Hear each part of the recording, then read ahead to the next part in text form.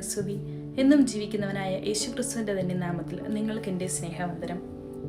ഞാനിന്ന് നിങ്ങളുമായി പങ്കുവയ്ക്കാൻ ഉദ്ദേശിക്കുന്ന വിഷയം പ്രാർത്ഥനയുടെ ശക്തി എന്നതാണ്.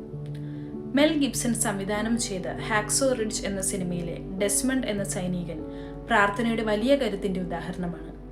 രണ്ടാം ലോക മഹായുദ്ധത്തിന്റെ ഭീകരതയ്ക്കിടയിൽ തന്റെ വിശ്വാസ പ്രമാണങ്ങൾ മുറുകെ പിടിച്ച് കയ്യിൽ ഒരു തോക്കു പോലുമില്ലാതെ അയാൾ യുദ്ധകളത്തിൽ ഒറ്റപ്പെട്ടു പോകുന്നു. ചുറ്റും മരണത്തിന്റെ നിഴലുകളും ശത്രുക്കളുടെ നിലവിളികളും മാത്രം. യുദ്ധത്തിന്റെ ഭീകരതയും തളർച്ചയും ഭയവും അയാളെ പിടികൂടുമ്പോൾ അയാൾ ആകാശത്തേക്ക് നോക്കി നിരന്തരം ദൈവത്തോട് അപേക്ഷിക്കുന്നത് ഇങ്ങനെയാണ്: ദൈവമേ, ഒരാളെ കൂടെ രക്ഷിക്കാൻ എന്നെ സഹായിക്കണമേ.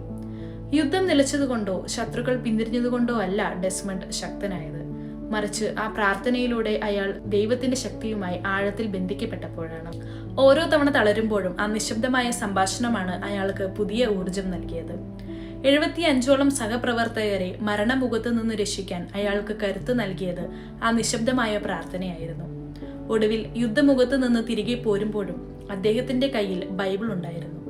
പ്രാർത്ഥന എന്നത് വെറുമൊരു വാക്കല്ല, മറിച്ച് അസാധ്യമായ സാഹചര്യങ്ങളെ നേരിടാനുള്ള ദൈവികമായ ശക്തിയാണെന്ന് ഡെസ്മണ്ടിന്റെ ജീവിതം നമ്മെ പഠിപ്പിക്കുന്നു.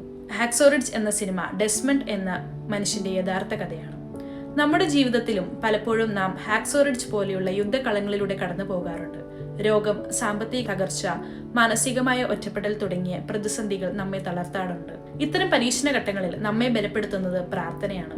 പ്രാർത്ഥന എന്നാൽ ദൈവത്തിന്റെ മനസ്സു മാറ്റി അത്ഭുതങ്ങൾ ചെയ്യിപ്പിക്കലല്ല, മറിച്ച് നമ്മുടെ മനസ്സിനെ ദൈവഹിതത്തിന് അനുസൃതമായി മാറ്റുന്ന ഒന്നാണ്. പ്രാർത്ഥനയിലൂടെ നാം നമ്മുടെ ബലഹീനതകളെ ദൈവത്തിന്റെ ശക്തിയുമായി ബന്ധിപ്പിക്കുകയാണ്. അപ്പോൾ നമ്മുടെ പരിമിതികൾക്കപ്പുറം പ്രവർത്തിക്കാൻ ദൈവം നമ്മെ സഹായിക്കും. വിശുദ്ധ ഗ്രന്ഥത്തിലേക്ക് നോക്കിയാൽ ഗത്സമനെ തോട്ടത്തിലെ യേശുവിന്റെ പ്രാർത്ഥന ഇതിന് ഏറ്റവും വലിയ ഉദാഹരണമായി കാണാം. ഭയത്തിന്റെയും മരണവേദനയുടെയും നടുവിൽ ചോരത്തുള്ളികൾ വിയർപ്പായി നിലത്തി വീഴുമ്പോഴും യേശു പ്രാർത്ഥിച്ചത് എന്റെ ഹിതമല്ല അങ്ങയുടെ ഹിതം നിറവേറട്ടെ എന്നാണ്. ആ പ്രാർത്ഥനയിലൂടെ ലഭിച്ച സ്വർഗീയ കരുത്താണ് ക്രിസ്തുവിനെ കുരിശിലേക്ക് നയിച്ചത്.